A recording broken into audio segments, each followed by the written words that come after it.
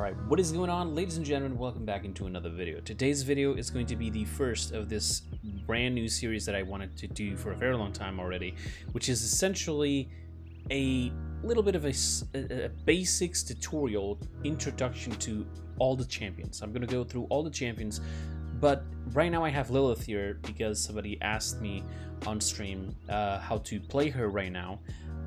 And you know, I want to do it, and maybe in the future maybe I'll do a updated version of it in case the best way to play Lillith has changed. So let's talk first of all of her kit. We need to talk about her kit because I feel like a lot of people don't understand how her kit works, and it's pretty simple. You know how IO has a energy bar? Well, essentially it's the same thing, but that energy bar is actually fused with your HP bar. So when you use something like, let's say, the swarm, which is the little circle healing the damages and so on, when you do that, it consumes HP. Now you have to bring that back up. Now Cauterize does shut down, you know, life rip, and you cannot be healed by other healers, and if you go out of combat it only goes all the way to 50%. So right now you see that I am still above the 50%, so it's not even doing absolutely anything. But now there you see that it's slowly going up and then it stops right at the middle. So what you want to do is actually use your right click. The right click allows you to get blood back. So you see that little T up there? That means that allows me to put the right click on it. If it puts on an enemy, that enemy will see you and you'll see them, and it will deal damage over time but never kills them. Alright, they might be 1 HP, it will never kill them because it's based on how much HP left they have. The thing is, if you place it on an enemy, it will slowly start healing you. As you can see those little healing ticks, and it starts healing you more and more and more, but it heals you for not a lot on an enemy, right? You can see the entire reveal thing, and if I had it on the Victor, we'd still be able to see it through the wall. So the idea here is to put it as much as possible on an ally. Even if you're playing aggressive, put it on an ally, because it will heal you for a lot more. So here you see the ticks are above 100, while when we were using it on an enemy, it was giving us 20, 30, so it was not that good. So the idea is put it on an ally. The idea for the allies as well is that it will heal them instead of damaging it, like the Victor there that we did, and it will heal more as it goes. As you can see, going higher, higher, higher, higher. It should end at around 500, 550 or something, and it lasts 10 seconds. You see here, it's now over. You cannot replace it on top of the same person, but you can place it on top of a second person if the cooldown is now down like it is right now. So the idea is, in case you have, let's say, 2 tanks, two squishies, which is a DPS and a flank, my tip for you is to try to put it on maybe the most mobile champions. For tanks, what I'd like to do is put the swarms on them, because it will cover up in areas that they can bounce around, right? In the last case scenario, yeah, you can stack both the mark and the circle, sure, but if you have squishies like a Vatu, an Andro, Eevee, a lot of mobility that you can't really give them the circle to heal, it's a lot better to have the mark. Just let them charge in with the mark already. It should be at a point that it already heals them by a lot. Even with Cauterize, it doesn't matter, right? So that's the first thing. We need to get blood back so we can use our abilities. Which abilities consume blood? This and this. As you see, the jump doesn't consume much and the circle consumes a lot more. Now the talents will then change that, but we'll get to that in just a second. The idea is to, you know, the normal shoot, place a mark on somebody that you need to heal, maybe the squishy or the tank. Use your Qs to put in areas that you want to heal and damage. This will both heal and damage, obviously. But be careful, because this circle is like the Dumba gourd.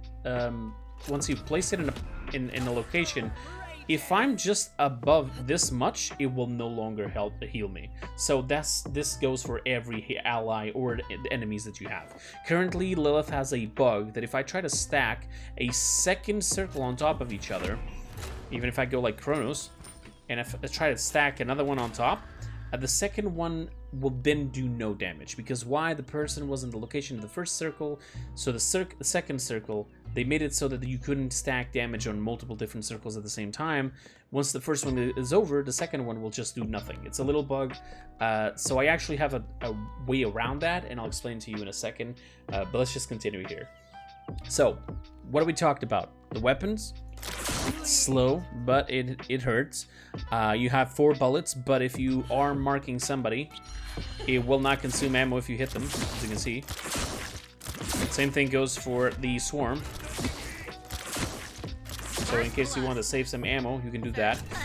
And then you have the swarm, does healing and damage. You can see there the damage. Also, in case you haven't noticed, there's a little bar. The longer you charge it, the more heals and damage it will do.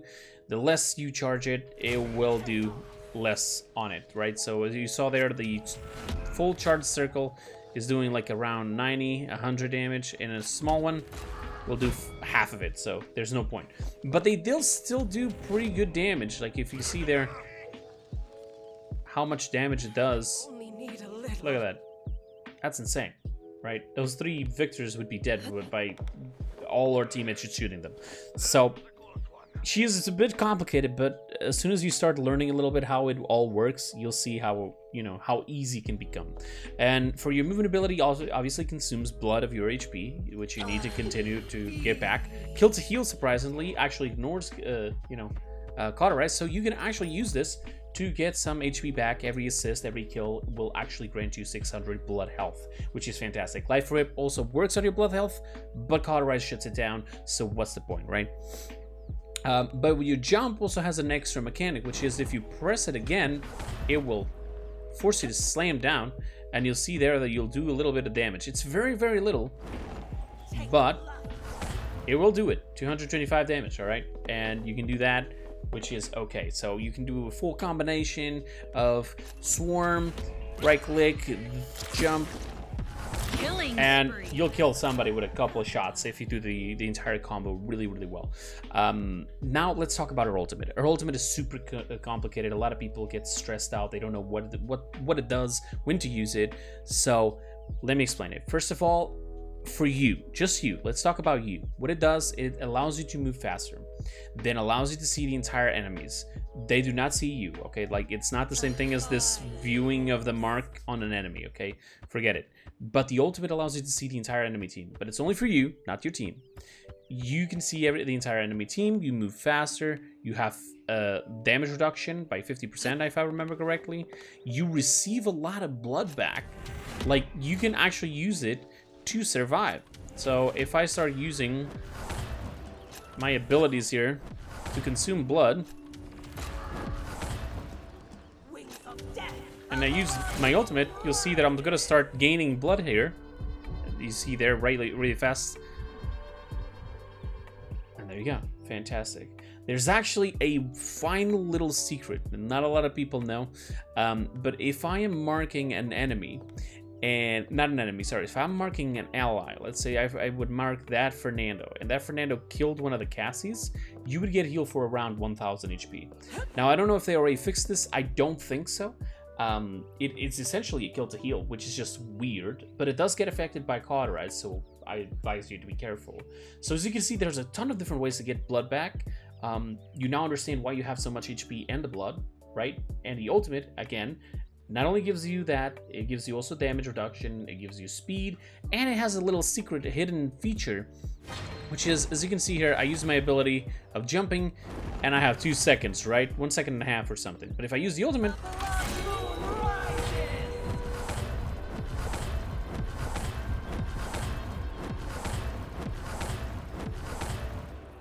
it cuts it by really much. So you can actually use this to escape, get blood back, get damage reduction, see where the enemies are so you don't go and find them by accident, or actually to chase them down. It's actually fantastic. And then what does it do for your team? Oh, just before we go into the team, it also allows you to jump higher. So if I jump like this, that's a normal jump. Then if I get the ultimate, I jump higher and further. So that's an extra little thing. But what does it do to your team? Both you and your team receive a buff of what's called the Pure Lifesteal. That's right, Pure Lifesteal, unaffected by anti-heal. So Cauterize does nothing to this Lifesteal, and it's around 25%. So both you and your team, independently where they are, will have 25% Lifesteal that will ignore Cauterize. So you do a 1000 damage shot with this active, 250 HP back to you with no Cauterize stopping it. That's fantastic. So even her ultimate is a little bit of a support side. It has a unique feature. No other champion has the pure lifesteal, so it's really fantastic. Now, how should you play Lillith? I feel like Lillith is similar to Furia. She can do a lot of damage, she can do a lot of heals, and you can definitely do both. There's no point for just going heal bots, there's no point just to go damage, because you need to do, still heal your teammates in order to have blood bags so you can do damage. So what if I could present to you guys a simple yet very powerful hybrid playstyle? So let me explain. So Curse the Cord is supposed to increase your healing done from both your circle and your right click, and then reduces the amount of blood you consume to do that, but you also do less damage, both on the swarm and on your main fire, which sucks. It literally nerfs you down so that you can buff on heals. But unfortunately, this is bugged for your right click. When you place a right click, it only buffs the first click of the heal. And you saw those little numbers popping up? So only the first one gets affected. From then on, it doesn't do anything else. There's no point literally taking this unless you're just wanting to do more heals with your swarms, right? Maybe you have 2-3 tanks. You can get a crap ton of heals with those swarms from them stacking up. Maybe you have a lot of shields that they can hide behind and get out of that cauterize. Fantastic. But other than that, it's unfortunate. Maelstrom of Carnage. Now this one essentially makes you become Grover. You have the swarm popping up around you. It has a particular little feature that I haven't seen anyone talk about it, which is if you die with the circle active, the circle will fall wherever you just died, so it can actually kill people right there. It's similar to just leave a normal circle somewhere and then you die, but you don't have to activate it or anything, or you can still move it around, right? So you're about to die, just jump into their faces with the swarm will fall on them, and they just get really confused. But essentially this is only good for maps like either Onslaught, TDM maps, or we're talking about like stuff like Ice Mines. I personally don't recommend it. I know a lot of people love it, but I don't think it's the best for you to do. So let's go for the money shot. I go with Murderous Intent now. I actually would not reprehend, but sort of criticize people who would go with this, but it actually started to make a little bit more sense for me. The more damage you do, the more ultimate charge you can get, the more you actually do for your team, because you do more damage with both your circle and your shots. It allows you to fight 1v1s way faster, do more damage for both your point tanks and so on, to get out of that fight faster and cap the point. Is so much better, so much better. Yes, it is a little bit harder to actually survive because you unfortunately do not have that blood consumption reduction, so it kind of sucks, right? So you're gonna have to be a bit more careful. But at the same time, if you get a lucky shot of people stacking up, crazy amount of damage, that circle is going to be doing a lot more damage. And I actually use this together with a card to do even more damage and heals and bypass the bug of the swarms. So let's get into it. Let's show you what I'm talking about. And this is a loadout. So one card I want you all to use at all times is Blood Cannon. Like, don't even consider playing Lillith without Blood Cannon. This gives you a lot more blood, but it takes away some of your blue HP, but it's more beneficial. Like, you're gaining more than what you're losing, so it's way better. You can do a lot more abilities, you can survive a lot more. It's fantastic.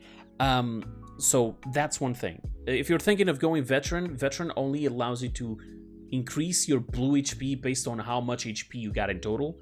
So it's not really beneficial. Don't go, oh, I'm gonna take veteran and have a crap ton of like HP. No, it only increases your blue HP. Forget it. This is the money shot. This is the card right there. This is fantastic. So up until now, before this bug arrived, everybody said this card was unfortunately a nerf. It was bad, it was a nerf, it's not worth it, don't use it. But now I actually started seeing the value on it because of the bug of the stacking circles actually doing, a little bit of a problem there. If I use this, once I'm about to place the second swarm, the first one is over. And not just that, while it did faster, it did end faster, it also did a lot more heals and a lot more damage way faster. You can get a point tank and full HP in less than 1-2 seconds. That's insane, right? You can put this on a point, and if there's like a point tank from the enemy team that will start taking all that damage, you can mark them with your right click, You put the swarm in there, heal your tank at the same time, and then you can shoot them, and you're gonna delete the enemy tank in like 2-3 seconds by yourself. It is insane. Absolutely insane. Now, you can go ahead and, you know, work around with cards like, for example, Waning Moon to reduce the amount of blood that it consumes for you to put the swarms. If you have the right click on somebody who's an ally, you can have this one here. A lot of people also like to use this one because you can rotate your marks a lot faster by just jumping. But I personally like the Wings of Terror, not the other one that allows you to have horizontal movement or vertical movement, I think. I don't know, whatever the other card is, the lateral movement. Why? Part of the reason why I end up dying a lot when I'm playing Lillith is because flanks usually tend to dive me, and I'm already taking some damage because I'm healing my teammates and they catch me off guard. With Wings of Terror, it allows me to jump and go way further, like to the front, right? To the front, to the back, the left, wherever I'm going. It also allows me to close in distance between me and my team in case I need to jump into them to heal them, place a swarm, go and right click them. It is fantastic, right? If you want to do higher jumps, you can just do crazy stuff like this, right? And then just do that, do a higher jump. But with that card specifically, I can go way further. This is sort of the distance that I showed you before with the ultimate. Now look with the ultimate together with the card.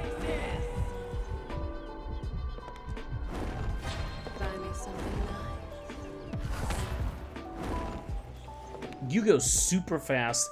You cross the map in seconds. It's insane. It is awesome. Really good, especially for newbies that don't know how to fight. Just use it to run away, right? You get more distance. If you go from even high grounds, you even go further. It's really good. You can then change these cards accordingly to whatever your playstyle is. This is just the cards I'm showing you right now to you to give it a try, all right? Grab this loadout, grab this card. Sorry, not this loadout, my bad. This loadout, that talent. Give it a try, maybe on bots, trainings, customs, whatever you want to do. And once you feel comfortable, change it around the way you like it and go maybe into a casual match and give it a try, right? I will tell you one thing. Lillith is complicated, okay? So do not expect that just because you're watching this, just because you're seeing this, that you will automatically, you know, just kick ass or heal for a crap ton of heals and you'll be the best healer in the world. No, it's not going to work like that. And unfortunately, she's very complicated, okay? You need to learn tricks by yourself with her, positioning, cooldown management, making sure that sometimes in the last case scenario you might have to put a mark on an enemy, but you need to start running because you know that they can see you. There's just so many different things you can do, right? And it all depends on you. For example, here's a little trick. If you're holding your right click and not your right click, sorry, your swarm, and you want to cancel it because that's not what you wanted to do, you can just right click and it cancels it. Here's another thing. If you are placing a right click onto somebody and immediately try to place the swarm, now you see this little marker here, but it's not charging.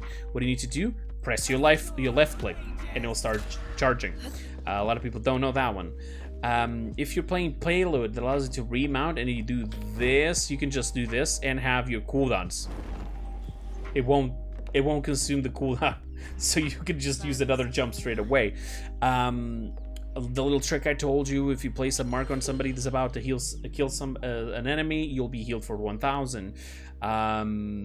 What else can I teach you here that would be very beneficial? Oh, and for people who are on PC, I remember now, for people who are on PC, you will struggle a lot when you have to press your Q to do the swarms. So either put the swarm actually on one of those side buttons on your mouse, or maybe your shift. I have it on the shift, and it allows me to have my left, you know, not the index finger, the finger that I usually use to go to the left, it will be free. If I had it on the Q, I would have to use that finger on the Q, meaning that I couldn't go left, right, to hold it better. Like I would have to re-rotating my camera or something. No. Use it on your shift and you'll have complete free mobility of here what to do. You can right click if you messed up. I mean, what else you can say? Like in case you're about to land in front of an enemy, if it's last second possible, might as well just slam it. You know, sometimes it will help. Actually, another extra thing, Ying clones and Luna actually work as an enemy. That's right. So if you have a Luna or a Ying clone, you can actually put right behind them, aim at an enemy, and do that extra damage from the talent. So a lot of people don't know that. So there you go. As for items, listen, I love Chronos because I want to be placing more swarms all the time, do more damage, get my ultimate faster. Then I like to go for morale, obviously. Then the rest is usually depending on how the game goes. But I tend to go like kill to heal or Haven. Those are really good. Veteran is crap with her. Don't do it. It literally only boosts your blue HP. It is not worth it. You might want Nimble in case you want to move around a little bit faster to, you know, avoid walls and such. Like I said, it really depends on what map you're playing, who you're playing against. Maybe you need Resilience, maybe you need Master Rider because you're on Ice Mines. It all depends on what you want to do. Do you want to sacrifice morale so you can get maybe like Resilience and Master Riding and while still maintaining Kill to Heal? Then yes, you can. But the best items for her usually are Haven, Chronos, Morale, Master Riding, depending on map, Resilience, Kill to Heal. Resilience is always mandatory. Eliminated sucks. Okay, if you want to know where Sky is, just place a circle. She will take damage. You'll see her, and once you see her, just mark her, because then even if she goes invisible, you see the little tick damage on top of her. You can track her down like that. It's so super easy. Use your ultimate in last case scenario if you want to see where she is. It will reveal her. So eliminate on her. It's not really beneficial. Life Rip sucks because Cauterize destroys it. Like I said, Veteran sucks. Rejuvenate doesn't work because nobody can heal you except for yourself. Death Hands, like, seriously? Why? Bulldozer, nobody uses that on Lillith. Lethality, not really that good on her, to be honest. She has already mobility enough to not need that. And Wrecker, she doesn't necessarily do as much as damage as that, and like, people on Lillith are not really trying to shoot shields. So there you go. That's all I got here for you today. Obviously there will be no gameplay because I'm not going to make this video any longer. And if there's anybody who has any other tips, tricks, loadouts, items, or anything you want that could help both me or even the people watching this video, go down in the comments below and let me know. Alright, so that's pretty much it. Enjoy your Lillith gameplay, and I'll see you guys next time.